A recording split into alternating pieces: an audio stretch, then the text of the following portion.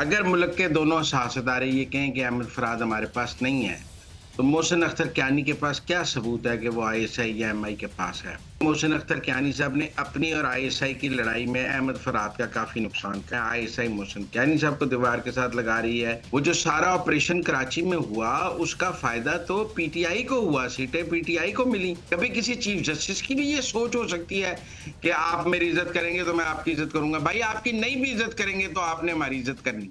अस्सलाम वालेकुम नाज़रीन, आप देख रहे हैं प्रोग्राम अंदर की बात मुज़म्मिल सोहरवर्दी के साथ। मैं हूं आपकी मेजबान इकरा रियाज। हमारे साथ मौजूद है आपके पसंदीदा तज्जिया निगार मुज़म्मिल सोहरवर्दी।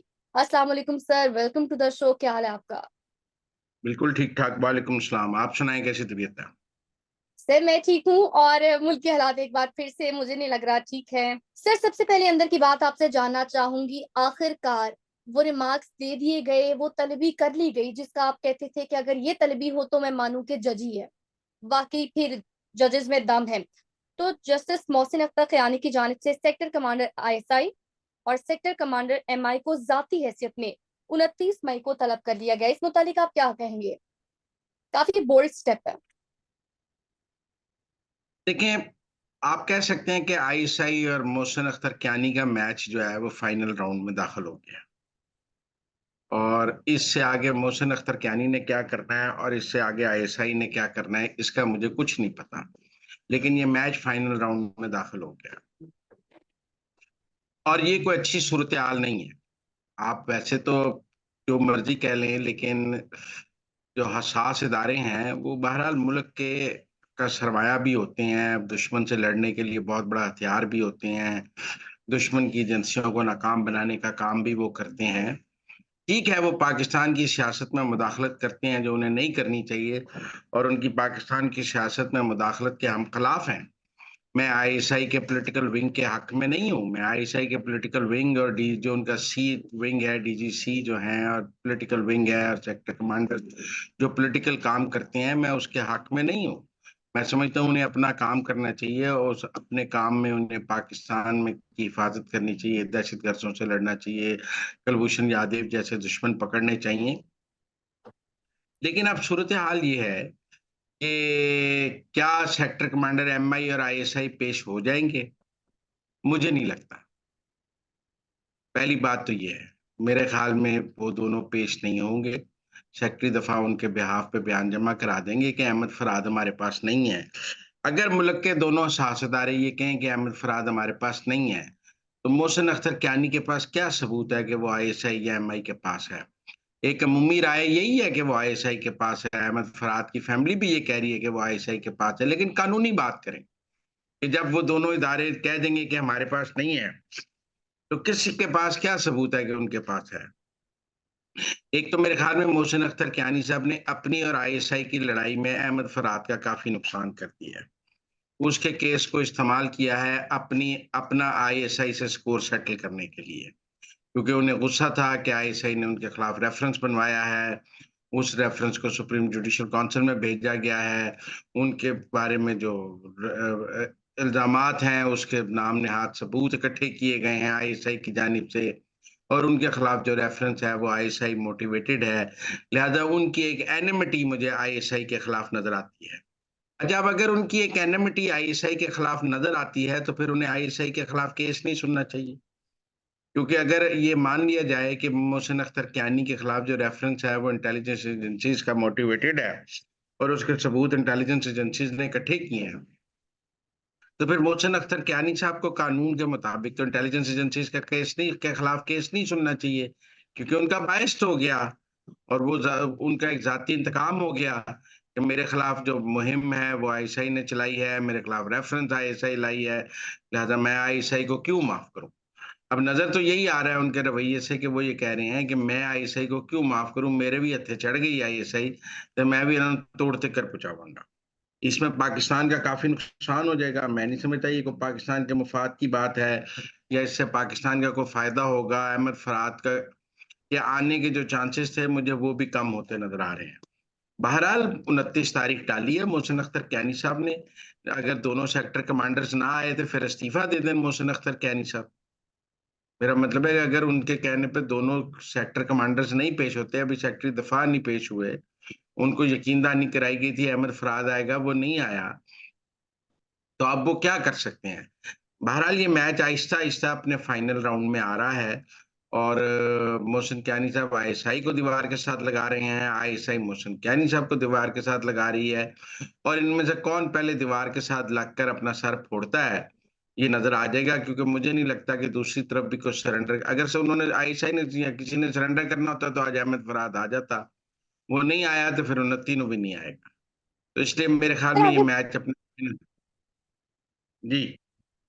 सर आगे बढ़ेंगे और अब बात करेंगे कि पीटीआई का मरकजी सेक्रेटरिएट को जो डिमोलिश किया गया, इस मुतालिक आप क्या कहेंगे? अंदर की बात है क्योंकि दोनों जानिब से मौकिफ सामने आ गया, दोनों जानिब से कहा गया है कि पहले मैं पीटीआई के मौकिफ की बात करूंगी, उनकी जानिब से कहा गया ये जो प्रॉपर्टी है इस पे हमारी मलकियत है, जबकि सीडीए की जानिब से, हुकूमत की जानिब से कहा गया है कि किसी सिराज नामी शख्स की प्रॉपर्टी है और उसको नोटिस हमने दिए थे और ये 2 मंजिलें जो है ना वो एक्स्ट्रा बनाई गई हैं, जो नक्शा है वो अप्रूव नहीं, इसी वजह से हमने उसको डिमोलिश किया प्रॉपर्टी को। अब आप क्या कहेंगे?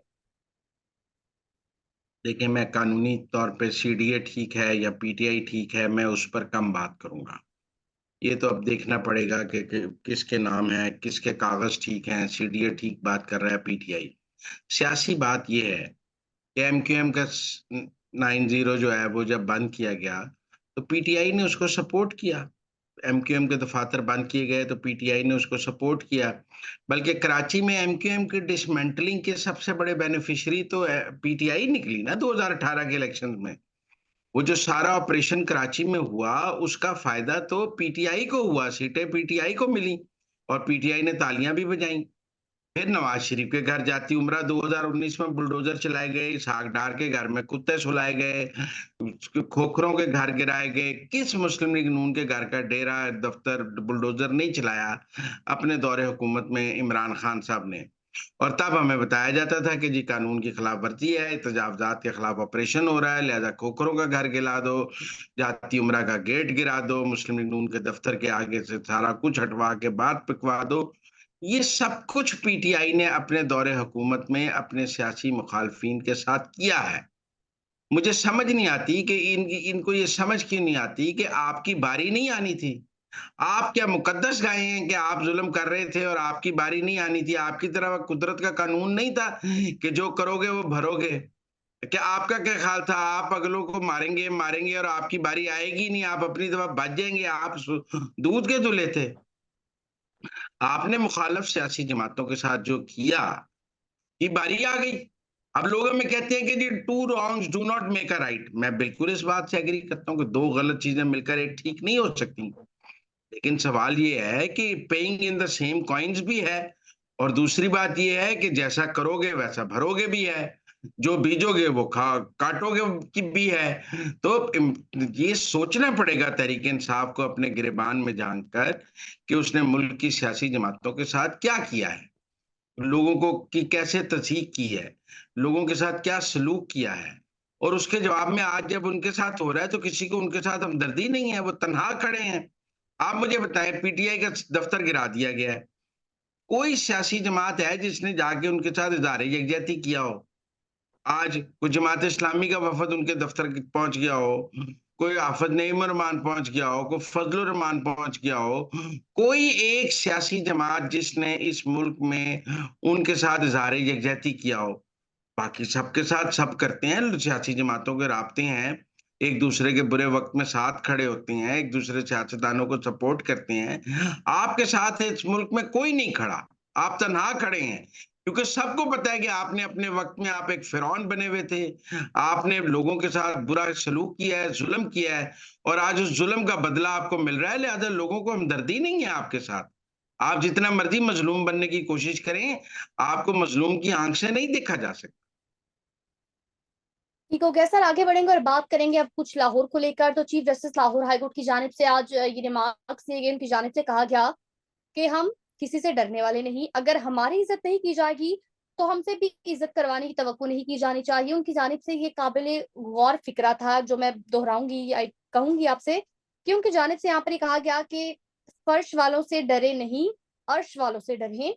ताली दोनों हाथों से बचती है, हम किसी के सामने झुकेंगे नहीं, ना हम किसी स्टैब्लिशमेंट, ना हम किसी हुकूमत की बी टीम बनेंगे। तो ये वाज़ेह पैगाम दिया गया है, किसको दिया गया? पहली बात तो ये है कि एक जज को ऐसी गुफ्तगू करनी नहीं चाहिए। आपने आप ये नहीं कह सकते कि मेरी इज्जत करोगे तो मैं इज्जत करूंगा। आपका काम ना इज्जत करना है ना इज्जत कराना है, आपका सिर्फ काम इंसाफ करना है। जो आपकी इज्जत नहीं भी करता आपने उसके साथ भी इंसाफ करना है, जो आपकी इज्जत करता है आपने उसके साथ भी इंसाफ करना है। अगर एक जज ये कहे कि अगर आप हमारी इज्जत नहीं करेंगे तो मैं आपकी इज्जत नहीं करूंगा, तो वो ये कह रहा है कि जो मेरी इज्जत नहीं करेगा मैं उसके साथ इंसाफ नहीं करूंगा, मैं उसके खिलाफ फैसले देने शुरू कर दूंगा, मैं उसको इबरत का निशान बना दूंगा। तो फिर वो जज तो ना रहा, वो तो इंतकाम पे आ गया, वो तो जवाबी हमला करने पे आ गया। तो chief justice Lahore high court के जो रिमार्क्स हैं वो एक मुंसिफ के रिमार्क्स नहीं हो सकते कि मैं इज्जत करोगे तो इज्जत कराऊंगा, इज्जत करनी ताली दोनों हाथों से बजती है, ताली दो दो हाथों से नहीं बजानी। अदलिया ने अदलिया ने इंसाफ की ताली खुद ही बजानी है, उसके साथ किसी ने नहीं बजानी। उसने दुश्मन को भी इंसाफ देना है, उसने दोस्त को भी इंसाफ देना है, उसने अपने मुखालिफ को भी इंसाफ देना है, अपने हामी को भी इंसाफ देना है। ये क्या है ताली दोनों हाथों से बजती है, मेरी इज्जत करोगे तो मैं इज्जत करूंगा। ये अदलिया के अंदर पता नहीं कहां से सोच आ गई है। आप सियासी जमात हैं, आप हुक्मरान हैं, आप फौज हैं, आप अस्करी ताकत हैं, आप क्या हैं कि आप कह रहे हैं मेरा डंडा मानोगे तो मैं तुम्हारा डंडा मानूंगा। ये अदलिया की ये सोच कैसे हो सकती है? ये हुक्मरानों की सोच है। ये हक हुक्मरानी मांग रही है अदलिया कि हमारा हिस्सा दोगे तो तुम्हारा हिस्सा दूंगा, हमारे साथ खड़े होगे तो तुम्हारे साथ खड़ा होऊंगा, मेरी मदद करोगे तो तुम्हारी मदद करूंगा, मेरे साथ चलोगे तो तुम्हारे साथ चलूंगा। सर तो सियासत में होता है, कभी अदालतों में भी ऐसा हुआ है, कभी किसी चीफ जस्टिस की भी ये सोच हो सकती है कि आप मेरी इज्जत करेंगे तो मैं आपकी इज्जत करूंगा। भाई आपकी नहीं भी इज्जत करेंगे तो आपने हमारी इज्जत करनी, आपने फिर भी इंसाफ ही करना है। आप हमें दूसरी नजर से देख ही नहीं सकते। You are being paid for that. जो बंदा अदालत के जो बंदा अदालत का एहतराम ना भी करे, आपने उससे भी इंसाफ करना है। आप उसको इस बात पर अलग सजा दे सकते हैं, तो इन अदालत उसका मुकदमा आपने इंसाफ से सुनना है। मेरे नहीं ख्याल में chief justice Lahore high court ने कुछ समझदारी की बात की है। जैसे अतर मंडला साहब ने प्रॉक्सी का इल्जाम लगा दिया, इन्होंने कहा हम बी टीम नहीं बनेंगे। भाई आपके अंदर क्या गिल्ट है कि आप कह रहे हैं हम एस्टेब्लिशमेंट की हुकूमत की बी टीम नहीं बनेंगे? आपके हम इंसाफ करेंगे। एस्टेब्लिशमेंट के साथ भी आपने इंसाफ करना है, हुकूमत के साथ भी इंसाफ करना है, बी टीम नहीं बनना। आपने पाकिस्तान में पाकिस्तान के इदारों के साथ भी इंसाफ करना है। आप क्या एस्टेब्लिशमेंट के साथ इंतकाम लेने लग जाएंगे? आपको एस्टेब्लिशमेंट फर्ज कर लें, अगर अदलिया के किसी जज के साथ एस्टेब्लिशमेंट ने ज्यादती की है, मैं कहता नहीं मान लिया ज्यादती की है, चीफ जस्टिस साहब अपने उस साथी जज का मुकदमा का बदला लेने लग जाएंगे एस्टेब्लिशमेंट से। कोई मुकदमा एस्टेब्लिशमेंट का आएगा तो उसमें इसलिए सजा दे देंगे कि मेरे साथी जज के साथ ज्यादती की हुई थी। नहीं भाई, आप बदला नहीं ले सकते, आपने तो इंसाफ करना है। आप ये किस किस्म की सोच पाकिस्तान के जजेस में आ गई है कि हम किसी से डरेंगे नहीं? भाई आपका काम कानून से डरना है, आइन से डरना है, इंसाफ करना है। आप मौला जट बनना शुरू हो गए हैं, ये जज पता नहीं कब से मौला जट बनना शुरू हो गए। ठीक हो गया। तो नाज़रीन, ये थी आज के अंदर की बातें। हमें दीजिए इजाजत, अल्लाह ने के बाद।